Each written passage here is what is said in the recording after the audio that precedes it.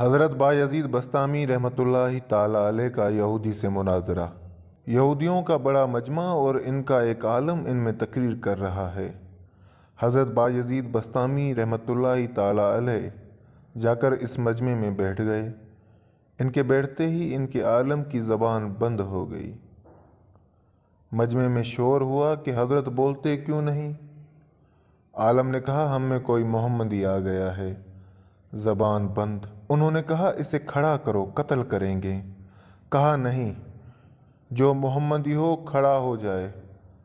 हज़रत बायज़ीद बस्तामी रहमतुल्लाह अलैह खड़े हो गए। यहूदी ने कहा, मैं सवाल करूँगा, तू जवाब देगा।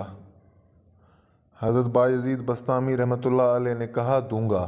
हज़रत बायज़ीद बस्तामी रहमतुल्लाहि ताला अलैह ने फरमाया कि मैं एक सवाल करूँगा, तू जवाब देगा।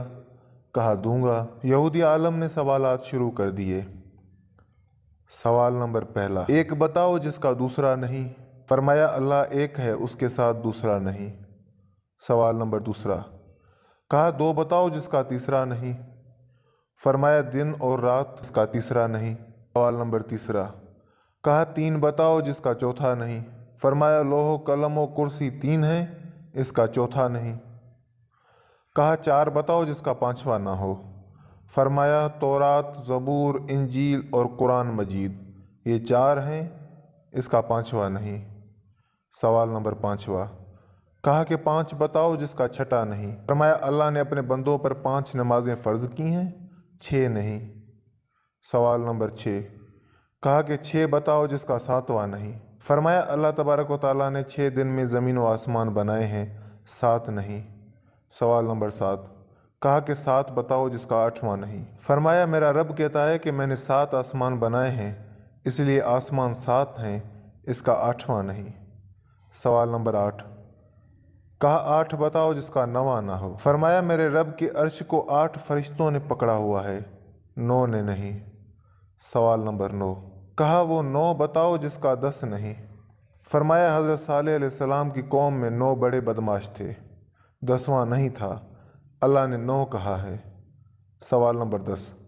कहा, वो 10 बताओ जिसका 11वां नहीं। फरमाया, हज में कोई गलती हो जाए तो अल्लाह तबारक व तआला ने हम पर 7 रोज़े वहाँ रखने और 3 घर पर रखने को कहा, ये 10 हैं, 11 नहीं। सवाल नंबर 11। कहा, वो 11 बताओ जिसका 12 नहीं। फरमाया, हज़रत यूसुफ़ अलैहिस्सलाम के 11 भाई थे, 12 नहीं थे। सवाल नंबर 12। कहा, वो 12 बताओ जिसका 13 नहीं। फरमाया, साल में अल्लाह ने 12 महीने बनाए हैं, 13 नहीं। सवाल नंबर 13। कहा, वो 13 बताओ जिसका 14 नहीं। फरमाया, हज़रत यूसुफ़ अलैहिस्सलाम ने अपने बाप से कहा कि मैंने 11 सितारे देखे, एक सूरज देखा, एक चाँद देखा जो मुझे सजदा कर रहे हैं, ये 13 हैं, 14 नहीं। सवाल नंबर 14। कहा, वो बताओ क्या चीज़ है जिसको खुद अल्लाह ने पैदा किया, उसके बारे में खुद ही सवाल किया। फरमाया, हज़रत मूसा अलैहिस्सलाम का डंडा अल्लाह की पैदावार है, लेकिन खुद सवाल किया, ऐ मूसा, तेरे हाथ में क्या है। सवाल नंबर 15। कहा कि बताओ सबसे बेहतरीन सवारी क्या है। फरमाया, घोड़ा। सवाल नंबर 16। कहा कि बताओ सबसे बेहतरीन दिन। फरमाया, जुमे का दिन। सवाल नंबर 17। कहा कि बताओ सबसे बेहतरीन रात। फरमाया, लैलतुल क़द्र। सवाल नंबर 18। कहा कि बताओ सबसे बेहतरीन महीना। फरमाया, माह रमज़ानुल मुबारक। सवाल नंबर 19। कहा कि बताओ कौन सी चीज़ है जिसको अल्लाह ने पैदा करके उसकी अज़मत का इकरार किया। फरमाया, अल्लाह ने औरत को मक्कार बनाया और उसके मकर का इकरार किया। अल्लाह तबारक व तआला कुरान में फरमाते हैं कि औरत का मकर बड़ा ज़बरदस्त है। हुज़ूर अकरम सल्लल्लाहु अलैहि वसल्लम ने फरमाया कि मैंने नहीं देखा कि बड़े से बड़े अक्लमंद के कदम उखाड़ने वाली हो, और कोई चीज़ नहीं है सवाए औरत के बड़ों बड़ों की अक्ल पर पर्दा डाल देती है। सवाल नंबर 20। कहा कि बताओ कौन सी चीज़ है जो बेजान मगर सांस लेती है। फरमाया, मेरा रब कहता है कि मुझे सुबह की कसम जब वो सांस लेती है। सवाल नंबर 21। कहा, बताओ वो कौन सी 14 चीज़ें हैं जिन्हें अल्लाह पाक ने इताअत का हुक्म दे दिया, उनसे बात की। फरमाया, 7 ज़मीन, 7 आसमान। अल्लाह तबारक व तआला ने कुरान शरीफ में फरमाया कि अल्लाह ने 7 ज़मीनें, 7 आसमान बनाए और इन 14 को खिताब फरमाया कि मेरे सामने झुक जाओ, तो इन 14 के 14 ने कहा कि या अल्लाह ہم آپ کے سامنے جھک رہے ہیں۔ سوال نمبر 22، کہا بتاؤ وہ کون سی چیز ہے جسے اللہ نے خود پیدا کیا پھر اللہ نے اسے خرید لیا؟ فرمایا اللہ تعالیٰ نے مسلمانوں کو پیدا کیا ہے اور ان کو خود خرید لیا جنت کے بدلے۔ اللہ تبارک و تعالیٰ قرآن شریف میں فرماتے ہیں، ارے مسلمان، اللہ کی قسم، نہ تو بیوی کا ہے، نہ تو بچوں کا ہے، نہ تو تجارت کا ہے، نہ تو صدارت کا ہے، نہ تو حکومت کا ہے، نہ تو کسی جماعت کا ہے، تو اللہ اور اس کے رسول کا ہے۔ اگر تو اللہ اور رسول کا بن کے چلے گا تو یہ سارا نقشہ تیرے تابع ہو کے چلے گا، اور اگر اللہ اور رسول سے ٹکرائے گا تو اللہ تجھے ذلیل و خوار کر کے چھوڑے گا۔ سوال نمبر 23، کہا بتاؤ وہ کون سی بے جان چیز ہے جس نے بے جان ہو کر بیت اللہ کا طواف کیا؟ فرمایا حضرت نوح علیہ السلام کی کشتی پانی پر چلی اور چلتے چلتے جب بیت اللہ پر آئی تو بیت اللہ کے ساتھ چکر لگائے۔ سوال نمبر 24، کہا بتاؤ وہ کون سی قبر جو اپنے مردے کو لے کر چلی؟ فرمایا حضرت یونس علیہ السلام کی مچھلی جو اپنے اندر حضرت یونس علیہ السلام کو بٹھا کر 40 دن تک پھرتی رہی، اور وہ قبر کی طرح تھی، قبر کی طرح چل رہی تھی، لیکن اللہ کی قدرت حضرت یونس علیہ السلام کو مچھلی کے پیٹ میں بٹھا کر نہ مرنے دیا، نہ بھوکا رکھا، نہ پیاسا رکھا، نہ بیمار کیا، نہ پریشان کیا، بلکہ مچھلی کو شیشے کی طرح کر دیا۔ حضرت یونس علیہ السلام مچھلی کے پیٹ میں بیٹھ کر سارے دنیا کا تماشا دیکھتے، اندر سے باہر کا منظر دیکھتے۔ مچھلی کا ایک ہی معدہ ہے، اس میں غذا بھی آ رہی ہے، لیکن حضرت یونس علیہ السلام امانت ہیں، آرام سے بیٹھے ہیں، معدے کی حرکت حضرت یونس علیہ السلام کو تکلیف نہیں دے رہی، لیکن مچھلی کی غذا بھی کھائی جا رہی ہے۔ حضرت یونس علیہ السلام امانت بن کر بیٹھے ہوئے ہیں۔ سوال نمبر 25، کہا بتاؤ وہ کون سی قوم ہے جس نے جھوٹ بولا پھر بھی جنت میں جائے گی؟ فرمایا حضرت یوسف علیہ السلام کے بھائی۔ اللہ تبارک و تعالیٰ نے قرآن میں فرمایا، حضرت یوسف علیہ السلام کے بھائی شام کو آئے اور بکری کا خون کرتے کے اوپر مل کر آئے اور جھوٹ بولا۔ حضرت یوسف علیہ السلام کو بھیڑیا اٹھا کے لے گیا، لیکن حضرت یعقوب علیہ السلام کے استغفار پر اور ان کی توبہ کرنے پر اللہ انہیں جنت میں داخل فرمائیں گے۔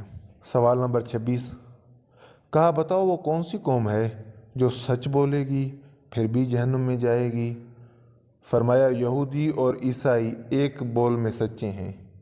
یہودی کہتے ہیں عیسائی باطل پر ہیں، اور عیسائی کہتے ہیں یہودی باطل پر ہیں، اس میں دونوں سچے ہیں۔ اللہ تبارک و تعالیٰ نے قرآن میں فرمایا کہ دونوں سچے ہیں اس میں، لیکن دونوں جہنم میں جائیں گے۔